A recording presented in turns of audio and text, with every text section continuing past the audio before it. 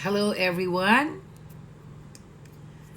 Ah, magandang araw at pagpalainawa tayo ng ating Panginoong Diyos sa araw na to.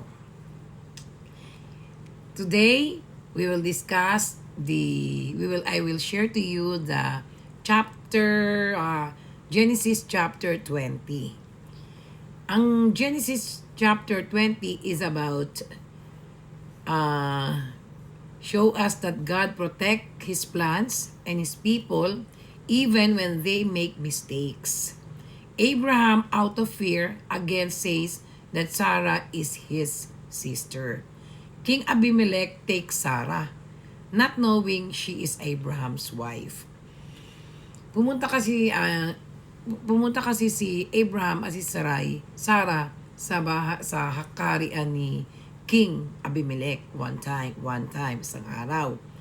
And then, nung nando sila, nag-usap si Abraham at si Sarah, sabi niya kay Sarah, huwag mo sasabihin asawa mo ko, ang sabihin mo ay magkapatid tayo para hindi nila ako patayin. Kasi natakot si Abraham na baka patayin siya.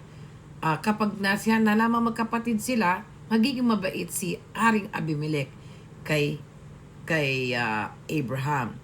So, yun nga ang nangyari. Dahil maganda si Sarah, ang ginawa ng hari ng Herar, si King Abimelech, pinakuha si Sarah.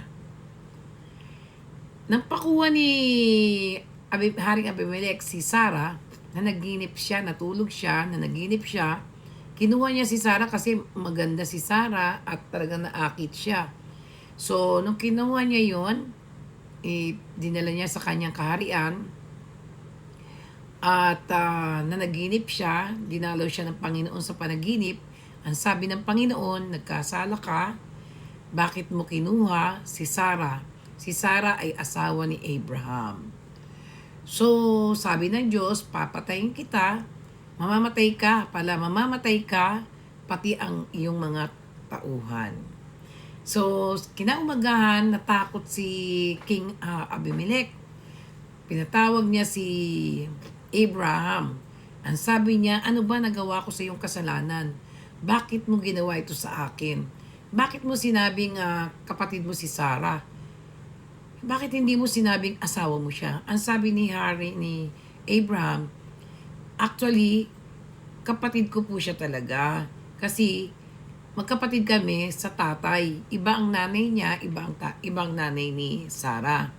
Pero naging mag-asawa sila. Yun ang story, no? Kaya,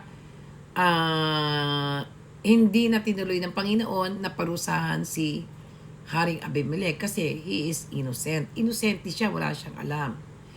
So, God intervenes by warning Abimelech in dream, showing that God sees the heart and intention of people. Meaning, nakikita lahat ng Diyos, wala tayong maitatago sa Kanya. Kaya, although Abraham failed to fully trust God, the Lord still protected Sarah, preserved the promised lineage, and corrected everyone involved with mercy and justice. So, naunawaan naman ng Panginoon ang ginawa na yun ni Abraham kasi natakot siya na baka patayin siya. Kaya sinabi niya ang kapatid niya. So, what are the lessons we got from this chapter 20? Fear can lead to wrong decisions. Alam naman natin yan eh. Pag natatakot tayo, nakagawa tayo ng mga maling desisyon natin. Even a man of faith like Abraham allowed fear to override trust in God. We are reminded to rely on God, not on human strategies. We always remember, put our mind that we have our God, so we have to trust God. Meaning, bago tayo gumawa ng desisyon or ng solusyon sa problema natin, always prioritize God. Okay? God protects His promises. God intervened to protect Sarah because His promise depended on her. When God has promised, He will guard and fulfill. Kapag pinangako ng Panginoon, yun ay kanyang poprotektahan at babantayan. Kaya kailangan lang natin magtiwala sa ating Panginoong Diyos. Yung trust, importante yun. Para wala tayong problema. Para hindi tayo nag-worry. God speaks even to those who do not fully know Him. Abimelech was not part of God's covenant, yet spoke to him clearly. This shows God's authority over all people. Integrity matters to God. Abimelech acted with honesty. Totoo naman inosente siya, hindi niya alam. Hindi niya talaga alam na mag-asawa yung dalawa. Dahil hindi naman sinabi ni Abraham. And God acknowledged his integrity. God values a clean heart and righteous intentions. So, hindi naman nagsinungaling si Abimelech. So, humingi siya ng tawad sa Panginoon at binalik naman niya si Sarah kay Abraham at pinatira pa sa bayan nila. God corrects but also restores.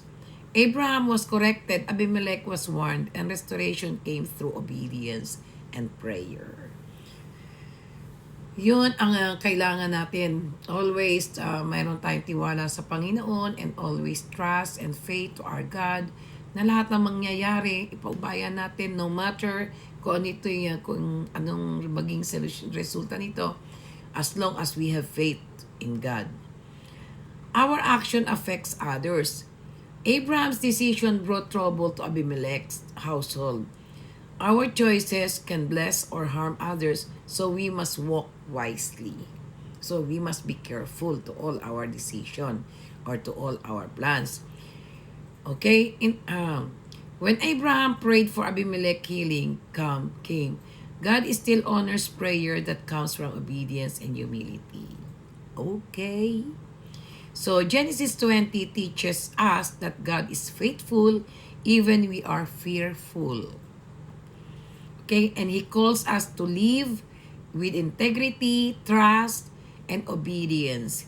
His grace covers our failures, but He also teaches us through them. Yon. Di po ba napakagandang aral nito?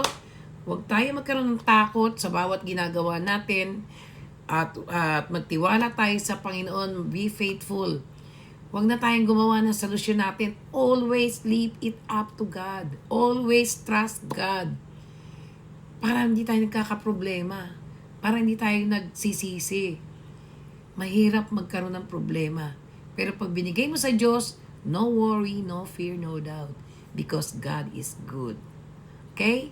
Thank you for very much to today sa Panginoon dahil binigyan muli tayo ng pagkakataon magkaroon ng sharing ng kanyang magandang balita sa kanyang banal na salita sa Holy Bible. Thank you very much. Good night and God bless us always.